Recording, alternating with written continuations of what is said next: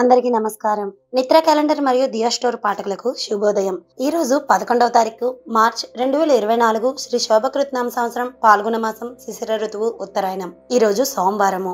ఈ రోజు తిథి శుక్ల పాడ్యమి. పగలు 1-9 వరకు ఉంది. తదుపరి విధియ. ఈ రోజు నక్షత్రం ఉత్తరాభద్ర నక్షత్రం. రాత్రి 2-8 వరకు ఉంది. తదుపరి రేవతి. ఈ రోజు ద్వాదశ రాశుల వారి రాశి ఫలాలు ఏ విధంగా ఉన్నాయో తెలుసుకుందాం. ముందుగా మేషరాశి. కుటుంబ పెద్దల ఆరోగ్య విషయంలో వైద్య సంప్రదింపులు చేయాల్సి వస్తుంది. దూర ప్రయాణ సూచనలు ఉన్నాయి. దైవ సేవా కార్యక్రమాలలో పాల్గొంటారు. వృత్తి ఉద్యోగాలలో కొంత మందకొడిగా సాగుతాయి. తదుపరి వృషభ రాశి. చేపట్టిన పనులు సకాలంలో పూర్తి కావు. ఆర్థిక వ్యవహారాలు నిరుత్సాహపరుస్తాయి. ఆరోగ్య విషయంలో మీరు అశ్రద్ధగా ఉండడం మీకు మంచిది కాదు. ఇంటా బయట కొందరి ప్రవర్తన మీకు చికాకు కలిగిస్తుంది. తదుపరి మిథున రాశి. బంధుమిత్రుల ఆగమనం మీకు ఆనందాన్ని కలిగిస్తుంది. స్త్రీ సంబంధ వ్యవహారాలలో మీరు అప్రమత్తంగా ఉండాలి.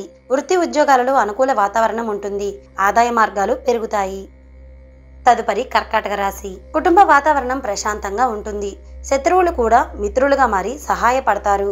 సమాజంలో కీర్తి ప్రతిష్టలు పెరుగుతాయి. వృత్తి ఉద్యోగాల్లో మీ పనితీరుతో అందరినీ ఆకట్టుకుంటారు.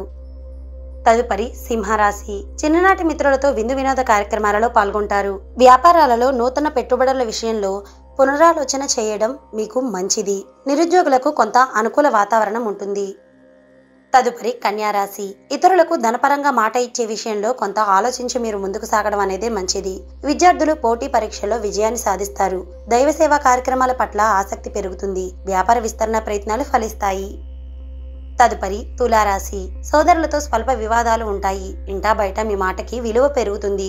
జీవిత భాగస్వామితో అకారణంగా మాట పట్టింపులు ఉంటాయి. వ్యాపార వ్యవహారాలు కొంత నిదానంగా సాగుతాయి. వృత్తి ఉద్యోగాలలో మరింత అప్రమత్తంగా ఉండాలి. తదుపరి వృశ్చిక రాశి. నేత్ర సంబంధిత అనారోగ్య సమస్యలు బాధిస్తాయి. దైవ చింతన పెరుగుతుంది. వృత్తి ఉద్యోగాలలో అధికారులతో చర్చలు అనుకూలించవు. నిరుద్యోగ ప్రయత్నాలు మందకోడిగా సాగుతాయి. తదుపరి ధనుస్సు రాశి. నిరుద్యోగులకు అధికారుల అండదండలు నూతన అవకాశాలను పొందుతారు. దూర ప్రయాణాలు లాభసాటిగా సాగుతాయి. వృత్తి ఉద్యోగాలలో పదోన్నతులు పెరుగుతాయి. వ్యాపారాలు విస్తరించి నూతన లాభాలను పొందుతారు. తదుపరి మకర రాశి. ధనపరంగా ఒడిదుడుకులు అధికమైపోతాయి. దీర్ఘకాలిక రుణాల ఒత్తిడి కొంత పెరుగుతుంది. దూర ప్రయాణాలు వాయిదా పడతాయి.